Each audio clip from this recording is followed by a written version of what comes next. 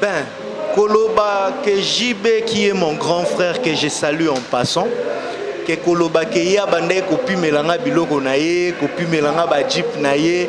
En tout cas, ceux na lobby ango c'est une ingratitude parce que grand frère nanga en tout cas ceux qui les lot même na tangi ba classe, il s'était même décidé à koyebisa ba parents que en tout cas botika parce que JB quand il a même quitté la maison, il y a ba parents, il a quitté avec moi. J'étais plus petit. Bah te belé ba yebi même ba ve na biso ba ya Noël. Ba vieux na biso ba Didier Masela, ba vieux na biso ba Selebou, ba vieux na biso belé ya wenge oyo ba yebi ba lempela, ba no benga petit Rambo. Rappelle que ton frère JB azalaka na mama na goa. Ah, nazaki na entourage ya wenge. Alors na kozala na grand frère kotambola na ye, ya ko sala que na tombaka victime ya kokutana na une fille. Et fiwana na otanga kombo na été mais place aza Zamba Sungae soka bongola pe motema gloire à Dieu. Fiwana tellement bandai kolinga kokangama na mingi, elle était allée plus loin à Kendaki na Brazzaville, à Salela Ngakisi. Ah bon? À Salela Ngakisi pour na kangama na ye et elle commençait à utiliser mon étoile. À partir d'elle, n'a que remarqué presque ba maramnangé belé et comment qui compliqué. Alors on a ba prophétie, on a ba prière parce que nous sommes nés d'une famille chrétienne. Hein? Ma mère est diaconesse, l'église Sebeko. Na ba prière, tous en a ba bana na biso musu basai la ranzambe, bazozwa ba vision, bazozwa ba message, ngamo pe na okuta na basai la nzambe mususu. Oh, besoin interpeller en Nzela. Que frère, tous les gens en Nzela sont déjà bien en tout cas, nous kangama nzambe, soko kangami nzambe te okokufa. Na comment ko s'inquiéter na se décider qui en tout cas pour na lukanzambe, na mekana nous ko sala o batu ba oyebisanga. À ma grande surprise quand je me suis dit ça intérieurement, na lala na butu, na oka voix moko ebenganga na sapongi. Hervé, Hervé, Hervé, Hervé. Soko continue na mwana mwasi wana okokufa okokufa okokufa et le belinga 3 fois et tant on a sutuki na bangi comme le basco ah c'est que makambo oyo ba ebisanga na ba message na ba prophétie pour nga na kutana même na bato maboma na nzela muto aliboma pena telemisio aoye biso moni yo zandengo zawana wa mutu pambate. Bato maboma ba ebisanga ba serviteur de Dieu ba ebisanga ba message bima ya ndenge na ndenge.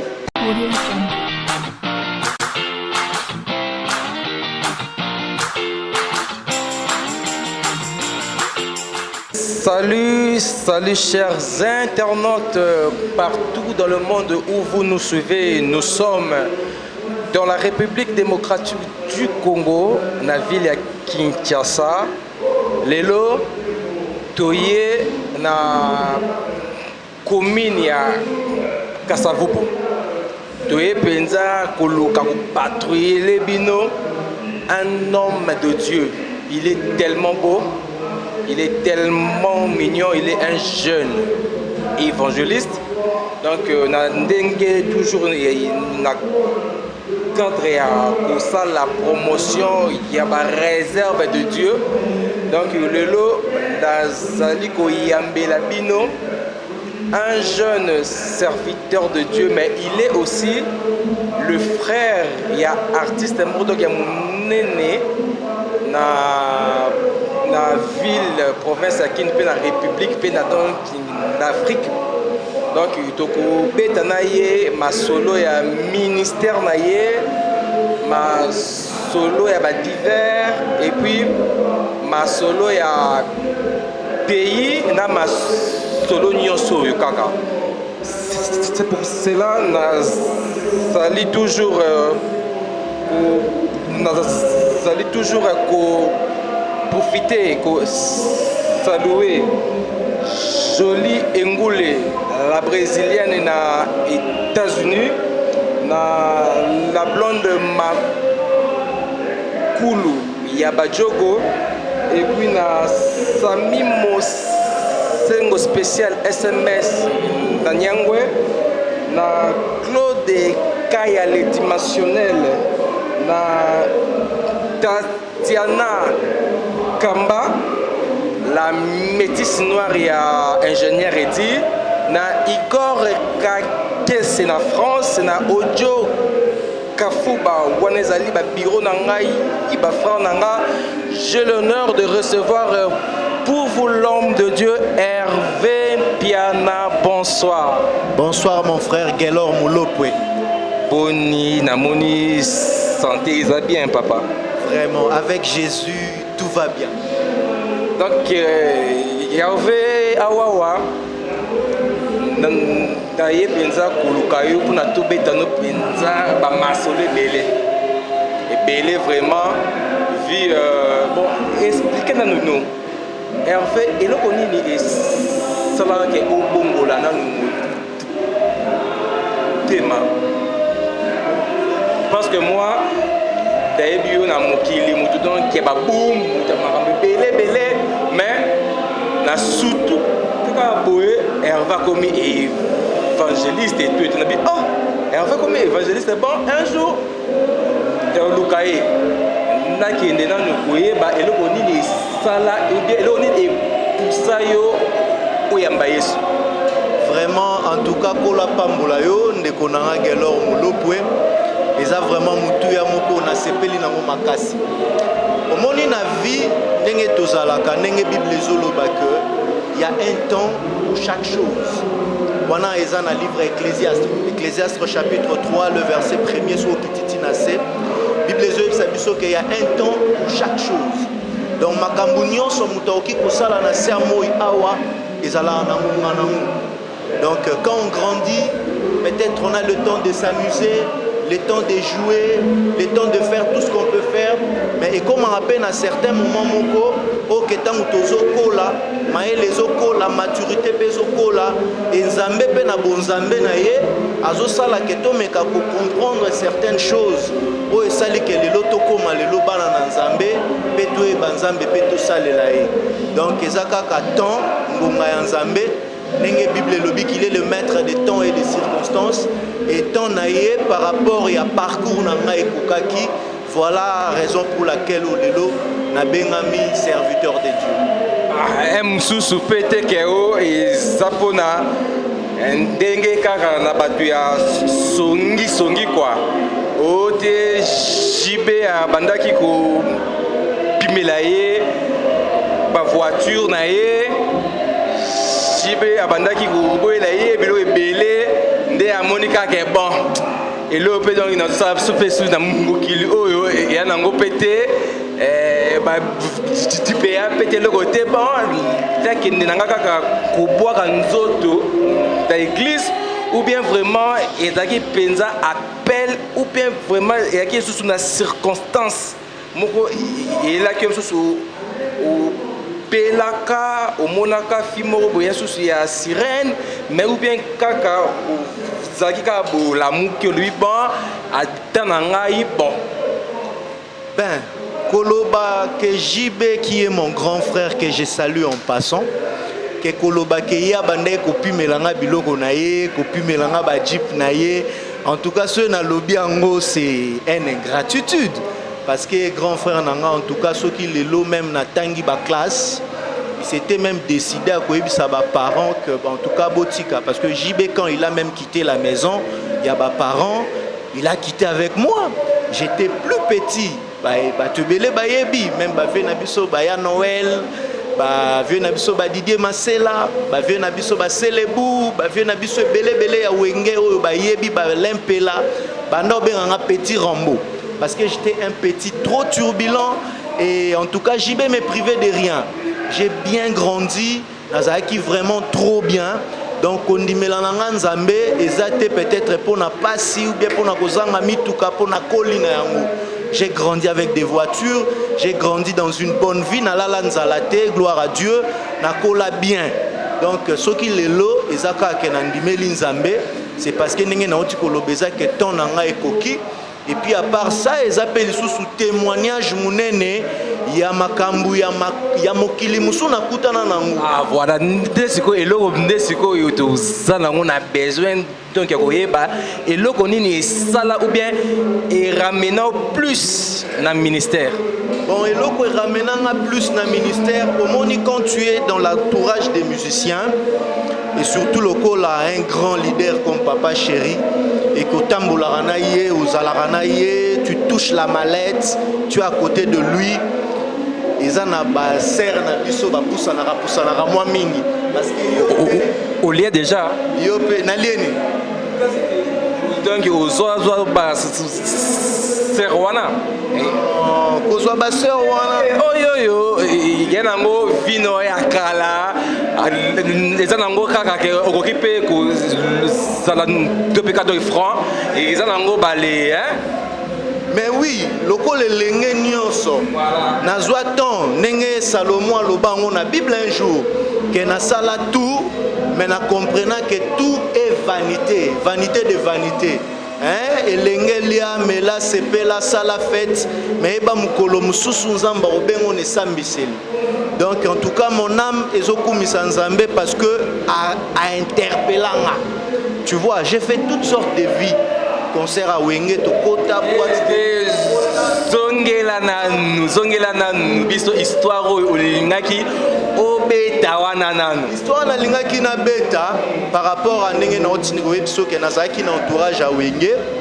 Alors na kozala na grand frère kotambola na ye ya ko sala que na tombaka victime ya kokutana na une fille et fille wana na otanga kombo na été mais place aza Zamba Sungae, soka bongola pe mutema gloire à Dieu. Fiwana tellement bandai kolinga kokanga mananga mingi, elle était allée plus loin à Kendaki na Brazzaville, à Salela Ngakisi. Ah bon? À Salela Ngakisi pour na kanga ye et elle commençait à utiliser mon étoile. À partir d'elle, n'a que remarqué presque ba maramnanga belé et comment qui compliqué. Alors on a ma prophétie, on a ma prière parce que nous sommes nés d'une famille chrétienne. Hein? Ma mère est diaconesse, l'église Sebeko. Na ba prière, tous en a bana na biso musu basai la ranzambe, bazo zo ba vision, bazo zo ba message, ngamo pe na okuta na basai la nzambe mususu, o bazo interpeller nga nzela. Que frère, tous o mono nzela zo kendeza bien te en tout cas luko kangama na nzambe, zo ko kangami na nzambe te okokufa, misu bazo yebisanga tout cas nzambe bazo ngosalelo eloko moko boye, e ko kamwisa kutu batu ndenge oto kamwa boye.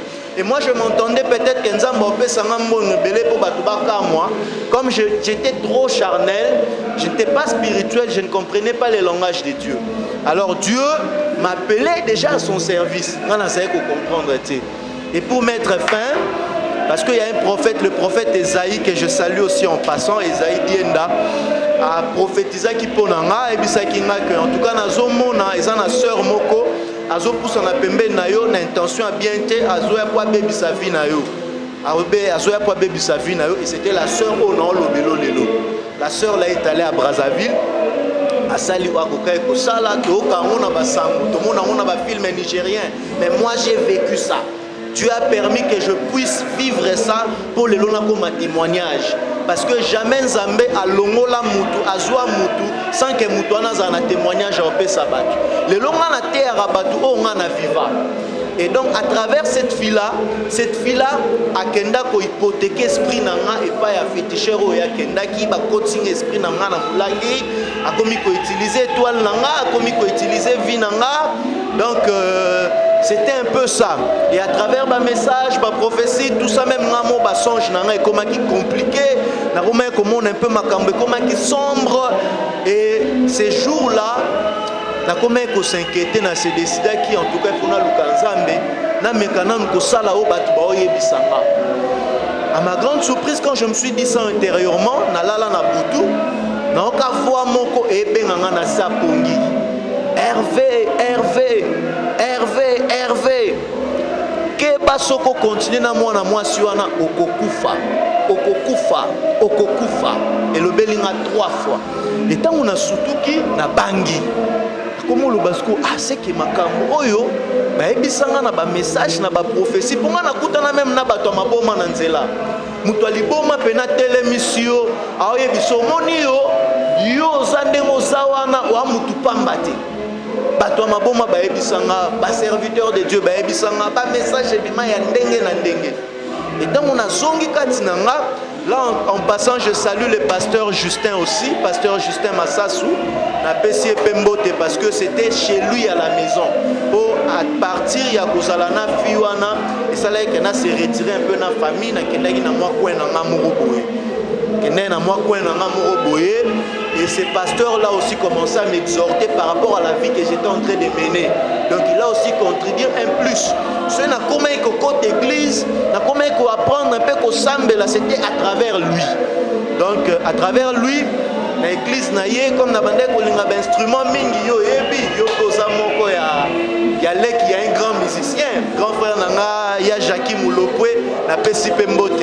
Donc aux avez l'équipe à grand frère ya lek ya musicien munene na mboko yo po ebi to banda okutana.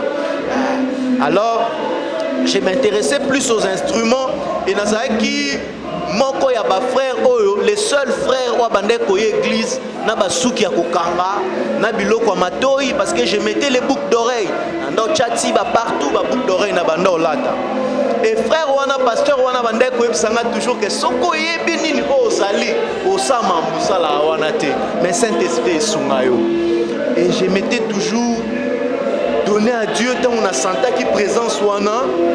Et à ma grande surprise, il y avait un pasteur Moupaya qui côté en église wana. Quand il a commencé à prêcher, tout ce qu'il prêchait, c'est comme si ça me concernait. Et j'ai senti une forte présence de Dieu. J'ai senti mon livre, mon sang de Simbinga et j'ai commencé à pleurer. Dans la bagnole là, pasteur wana interpellé à Liboso, a ébissi bandimignon son église. Que bon mon frère, à partir d'aujourd'hui, je vous dis qu'il sera avec moi au paradis, à Kabelanga Bible. Et Bible wana ndemute salanga na zalati lelo ndenge na zaboye. Si je prêche à cause de cette Bible là au Bakabelanga. Et Nazala qui est encadré par un évangéliste, l'évangéliste Faustin aussi, on a zopé sa mbotepe en passant.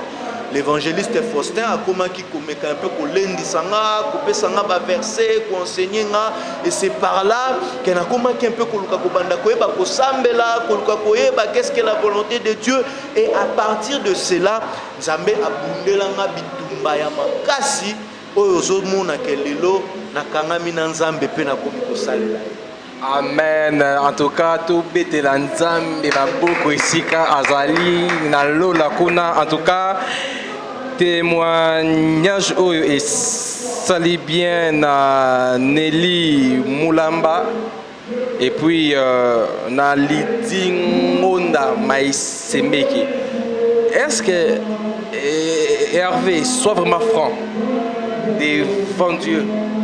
Na comment ko s'inquiéter na se décider qui en tout cas pour na lukanzambe na mekana ko sala o batu ba oyebisanga. À ma grande surprise quand je me suis dit ça intérieurement na lala na butu na ka voix moko ebenganga na sapongi.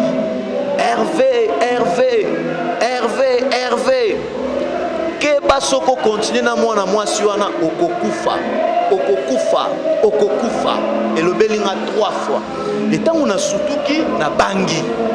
Comment le basco c'est que makambo oyo ba ebisanga na ba message na ba prophétie pour nga na kutana même na bato maboma na nzela muto aliboma pena telemisio aoye biso moni yo zandengo zawana wa mutu pambate bato maboma ba ebisanga ba serviteur de Dieu ba ebisanga ba message bima ya ndenge na ndenge. Est-ce que on dit pour rappeler que ton frère JB Azalakana Mamanagoa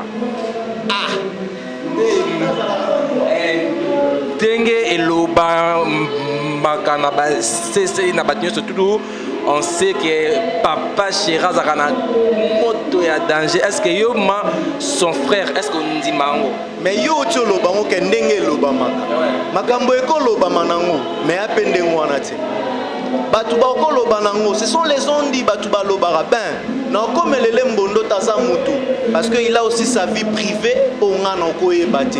Mais moi ce que je sais, j'ai grandi dans la maison de JB m'envoyait dans sa chambre partout na garde-robe na ye na kotaka partout na simbara nyonso natikala romone kila morote natikala la preuve en écoutu période moro ba rimer moro etambolaka na Kinshasa jiba reglaka soki jiba kufi soki ndenge nini akufaka 3 jours biloko mwa ndenge wana mais biso tovai na ndako toseka toyoka makambo wana nyonso donc nayebi ke aza na star c'est normal, il faut batuba loba, bakanisa, mais kokanisa, et la réalité, la vérité.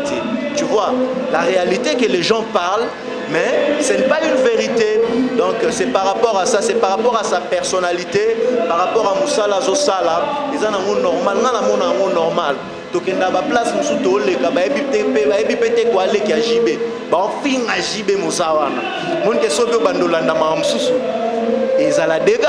Donc c'est un peu ça. Je trouve ça normal. Il faut battre Loba parce que c'est une célébrité. Il faut battre Loba, il faut battre Kanissa par rapport à sa personne. Vraiment, donc, union surtout, vous avez toujours l'habitude à Loba, sans preuve, en tout cas, Boti Kaka, Pierre Moko. Parce que Boutunion surtout, a qui coprier. Et il ne faut pas que Hervé, au sali combien de temps dans le ministère? Na bandi ministère depuis 2008. Donc j'ai 12 ans de ministère. Mais ministère pastoral, non, on a consacré à l'été. Parce que consacré Kinga c'était le 7 février. On a consacré comme pasteur.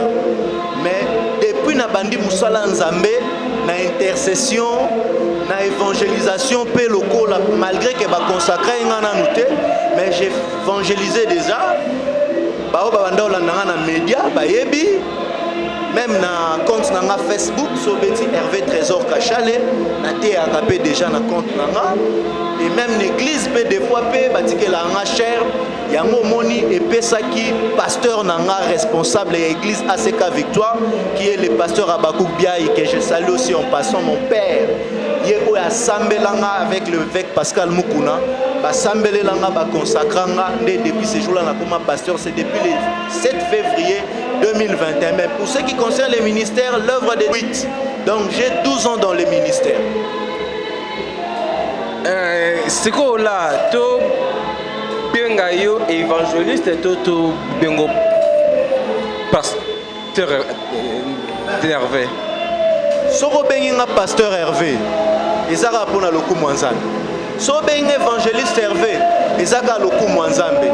Mais ya mutu ezaka na salande o eza volonté tata. Amen. Hervé, l'homme de Dieu. Expliquez nous dengue ozali komone la église. Est-ce que nandenge yo zali komone la église ezo kende bien to selon yo ba faille nini ozomona na église où il faut peuple de Dieu a arrangé. Bon, koloba ba faille ezanga ate. Parce que eloko nyonso po comme en perfection, ils ala toujours na moi ba kokoso. Et surtout que musala nzambe eza musala moko très complexe. Eza musala moko oyo esala makaka spirituellement te, mais même physiquement esala maka, même financièrement pe salama. Yango mona Jésus avant kota na Jérusalem atindaki Pierre akende koloba mbisi pour abimisa de makute ya mbongo pour bazwa mbongo pour bakota. Donc évangélisation ezalaka nango gratuit, mais ko évangéliser ezalaka gratuité. Monde ti même si ko émission noto sala bao ba olandango bao yoka témoignage nanga bao ba kozala édifier, c'est déjà une évangélisation. Poto sala émission yo et ateke to yaki na mipepe to kitimba la moto sali. Donc on a mis un moyen pour la émission. Donc un peu ce que je peux dire, difficulté de raconter dans Moussala Nanzambe, on a un peu de problèmes financiers où les autres sont un peu moins bacal, pour un peu pour aller jusqu'aux extrémités de la terre. Il y a une promesse de ne pas t'attaquer jusqu'aux extrémités de la terre. Mais le côté spirituel, en tout cas, tout va bien parce que le lenge to bandaka ministère, na le lenge o to komi lelo, zamba zo faire croître biso du jour au jour. Mais côté financièrement, matériellement, moi mukepe, tozo bunda bunda na makoki o nzambe azo sunga biso muke muke. Donc c'est un peu ça.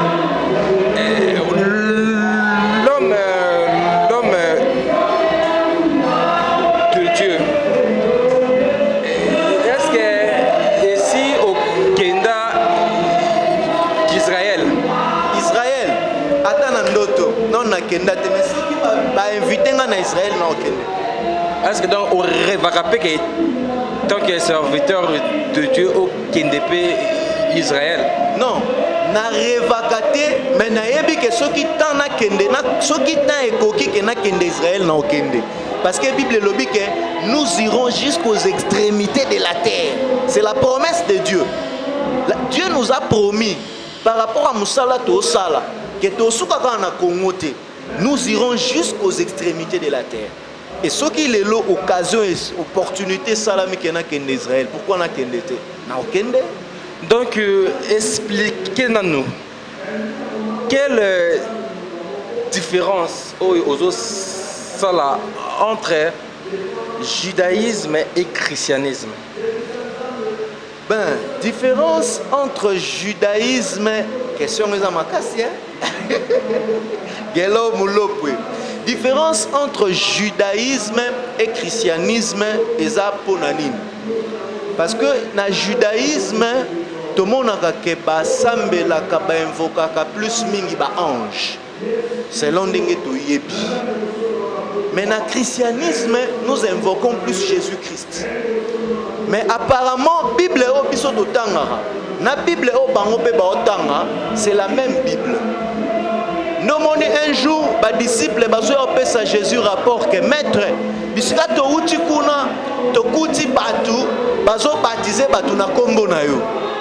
a répondu à les disciples, on a beau ina bangote. Vous allez paix contre bangote parce que oya azolo ba makamu na biso, azapo na biso. Mais oya azolo ba makamu na biso te, azape po na biso te. Mais ceux qui battent à combo à Jésus peuvent reconnaître que Jésus-Christ est notre Seigneur, il est notre Sauveur.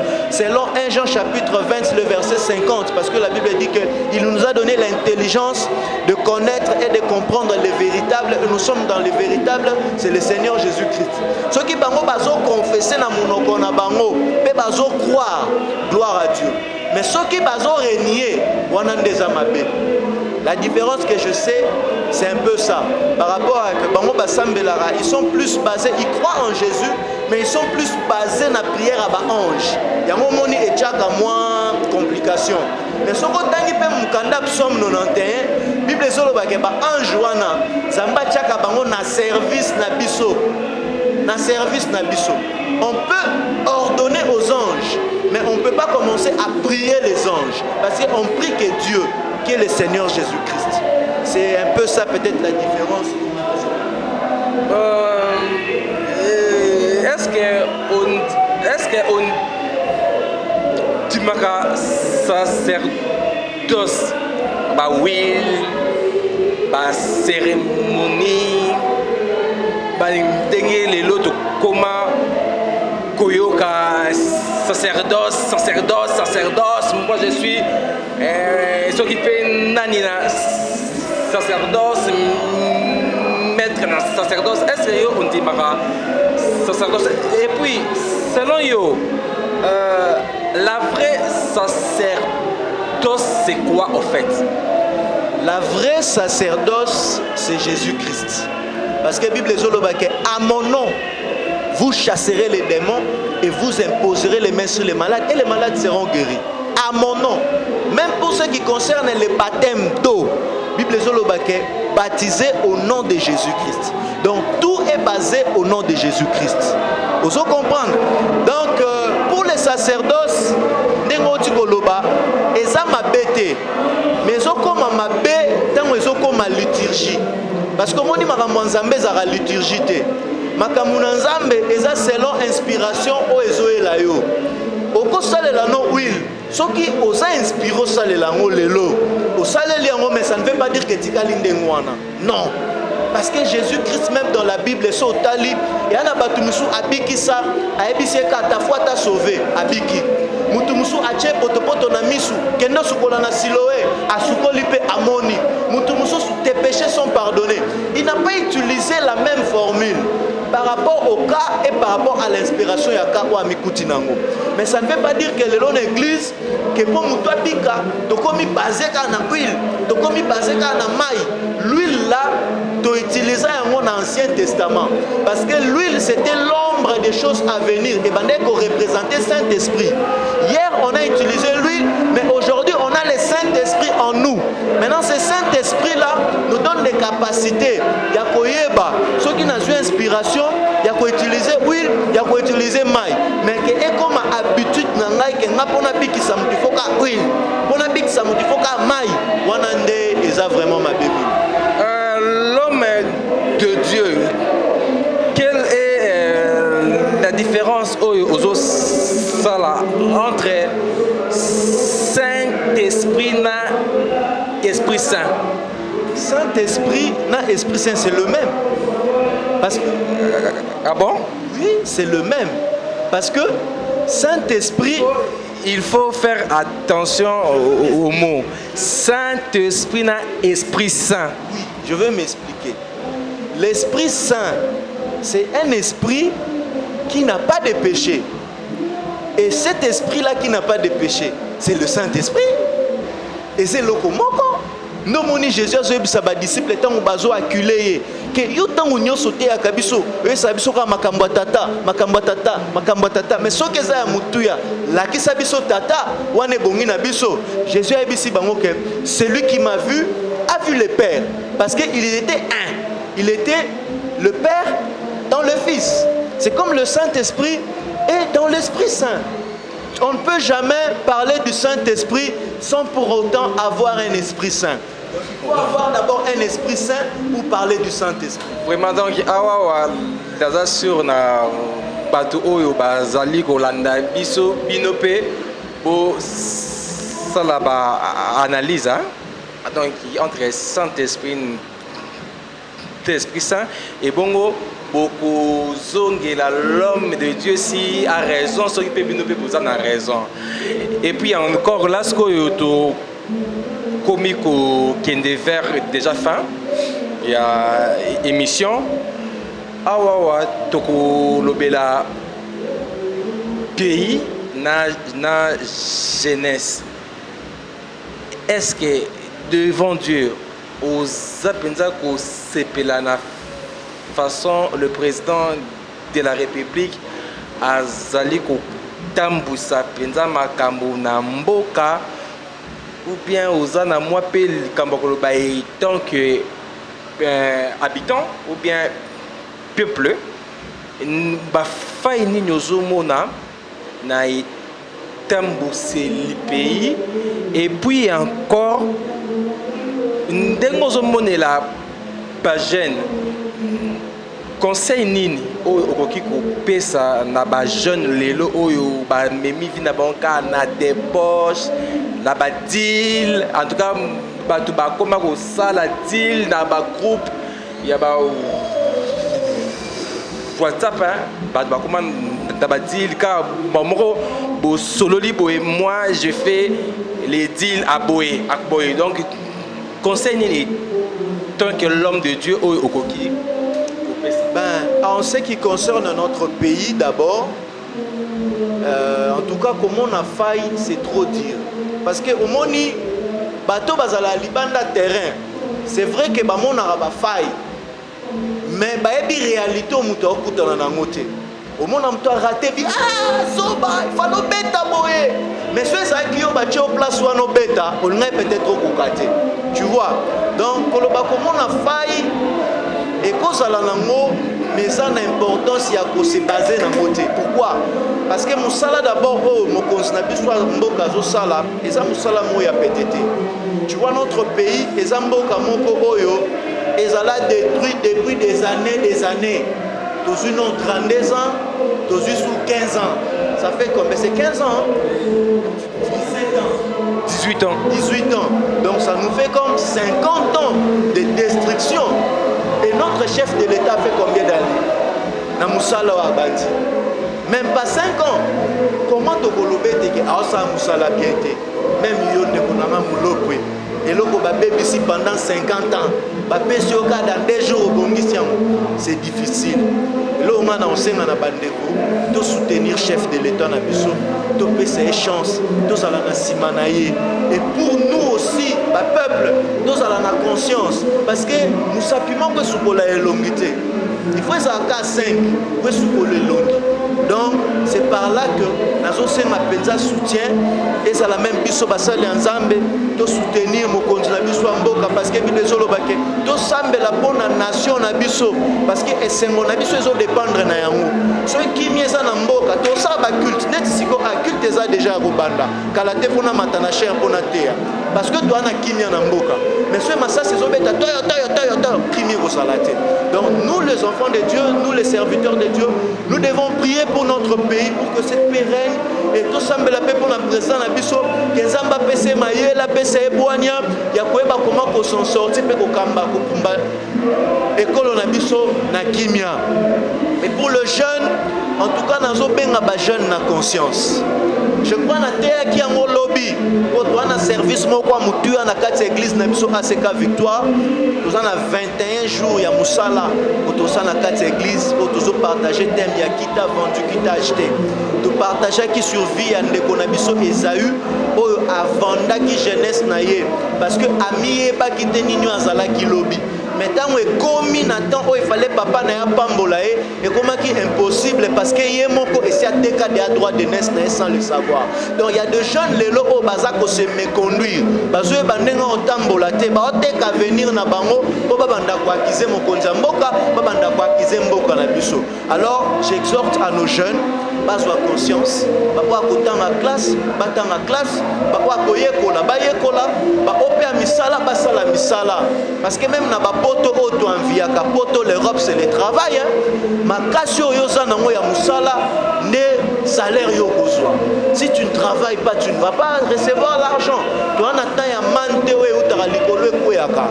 Donc conseil car na pesa na ba jeune na biso en tout cas to simba na main dans la main parce que ba l'union fait la force to simba na main dans la main to pesa bokonza mboka na biso chance ngana omona no faille na été parce qu'il vient de commencer il faut abunda abando bongisa abando landela bisike salaki mabe omona soutenaka slogan na ya déboulonnage donc azo déboulonner na to pese temps total anenga sala comme ça to koyeba ko juger. Vraiment donc c'était un grand plaisir Kiagoyamba l'homme de Dieu Hervé Binomoko Bolandi Boyoki pensa bien Nalimemia l'homme moi mot de la fin moi numéro na yopé à téléphone et puis moi message nandenge bozana séminaire pour na ba jeune baye bakoya église. Ouais, invitation est cordiale à tout le monde. Walingi ko rejoindre biso bisika tozo sala nzambe. Tozo sala nzambe na église ACK Victoire. La grande communauté ACK Victoire, ACK to ebiango, est dirigée par notre patriarche l'évêque Pascal Mukuna. Maintenant, nous avons une extension à Victoire. Une extension à Victoire, place Tozo Kamba Mapé et pas pasteur Abakou Koubiaï, l'ange de l'église. L'église est située dans la commune à Kassavubu sur l'avenue Victoire, non loin à rond-point Victoire, en face à Shop à Vodacom et Tokanga Mina Bank Finka. Nous avons l'avenue Victoire numéro 14. Nous avons invité tout le monde. Oyazomona ke vina ezotambola bien te. Azomona ke makambo na ye eza compliqué, azomona ke makambo asala esimba te. Bien aimé, lobi na te ki batu na talisaki batu ba réalité et batu pe ba sambela ki y a des gens qui m'ont félicité par rapport à litanga ngolu au Saint-Esprit sala ki biso. De naza ko inviter pe yo zolanda ngai. Rejoins-nous na pe sur adresse invitation eza pona mutu nyonso ba porte déjà largement ouverte. Yaka pour participer et au bénéficier na grâce à Nzambe. Thème na biso eza qui t'a vendu, qui t'a acheté, Christ a besoin de toi. Lobi to mona ki batu o ba miteka sans le savoir à cause ya etamboli ya mabe, basala ba alliance ya mabe, basala ba contact ya mabe, ba hypothèque ba étoile na bango à partir ba contact ya mabe ndenge na peso exemple ndeko na biso Esaü o ateka ki droit de naissance likolo a soupu. A éviter que lobby o ezozela ye. Et c'est beaucoup ébélé à batu basali ba erreur wana na vie, mais nous avons un Dieu qui est le réparateur des brèches. Ceux qui ont eu au Lukié, Azali rémunérateur, ya ba union so o balukakae. Aux invités, yaka kati na biso zamé na biso akozanga te ko pambola yo. Mon numéro de contact pour na ba balingi ba joindre nga, ba numéro na nga eza 00243 81 591 09 69. J'ai deux numéros et le numéro orange c'est 00243 89 966 79. Ça n'est fini, en tout cas, ça n'est fini. Là, je remercie Cédric Bongala, le pro, le géant, mon ami perso.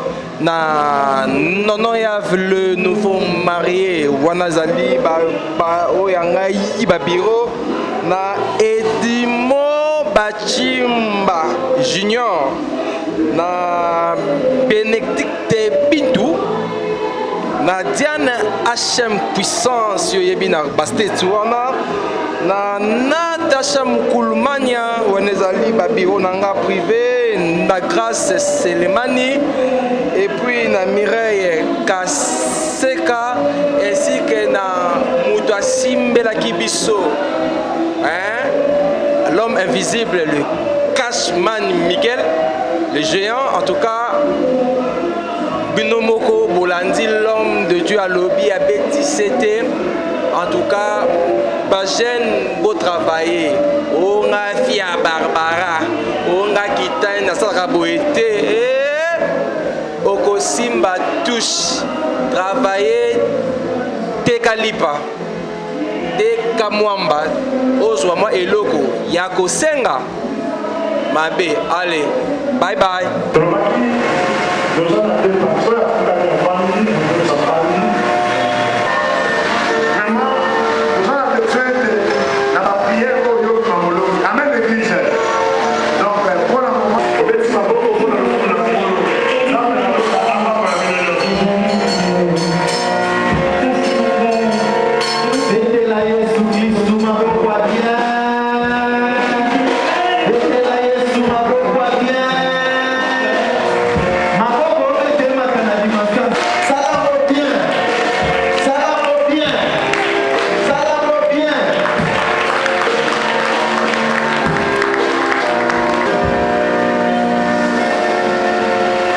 Parce que